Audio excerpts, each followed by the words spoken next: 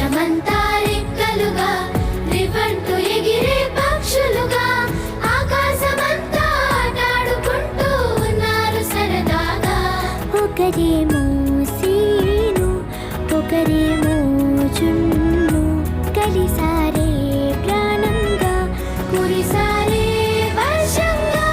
పాటేమో scene ఆటేమో జున్ను ఒకటై ఎదిగారే మధురంగా.